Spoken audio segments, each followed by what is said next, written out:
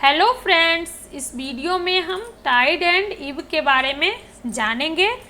Tide का मतलब होता है ज्वार और ईब का मतलब होता है भाटा।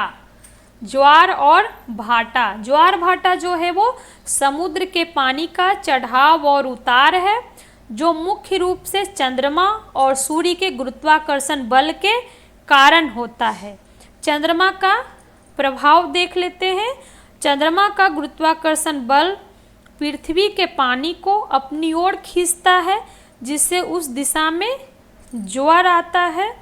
पृथ्वी के दूसरी तरफ भी एक ज्वार बनता है, क्योंकि पृथ्वी और चंद्रमा की परस्पर गति के कारण पानी थोड़ा बाहर की ओर खींचता है।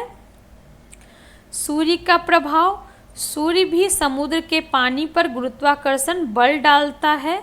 जब सूर्य, चंद्रमा और पृथ्वी एक सीधे में होते हैं, जब सूर्य, चंद्रमा और पृथ्वी एक सीधे में होते हैं, तब सबसे ऊंचा ज्वार आता है। इसी टाइम पे सबसे ऊंचा ज्वार आता है। ये कब होता है? चंद्रमा, सूर्य और पृथ्वी जो है एक सीधे में कब होते हैं? ये अमावस्या और पूर्णिमा के समय होते हैं, और इसी टाइम पे सबसे ऊंचा ज्वार आता है।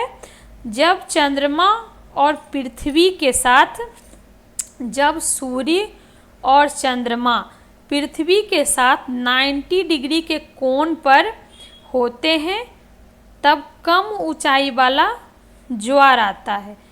ये कब होता है? ये अष्टमी और एकादशी के समय होता है। और ज्वार भाटा जो है वो पृथ्वी के घूर्णन के कारण भी होता है। पृथ्वी अपने अक्ष पर घूमती है, जिससे हर दिन 2 बार ज्वार और 2 बार भाटा आता है।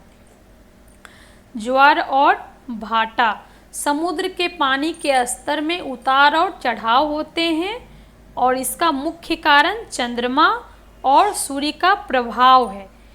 इनके होने के पीछे निम्नलिखित कारण है, लिखित में जान लेते हैं। चंद्रमा का गुरुत्वाकर्षण, चंद्रमा का गुरुत्वाकर्षण पृथ्वी के समुद्रों पर प्रभाव डालता है। जब चंद्रमा पृथ्वी के एक हिस्से के पास होता है, तो उस क्षेत्र में समुद्र का पानी खींचा जाता है, जिससे ज्वार आता है।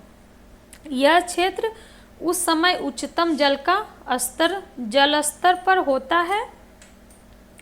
सूर्य का गुरुत्वाकर्षण, सूर्य का भी समुद्र पर एक प्रभाव होता है, लेकिन चंद्रमा की तुलना में उसका प्रभाव जो है, सूर्य का प्रभाव जो है वो कम होता है।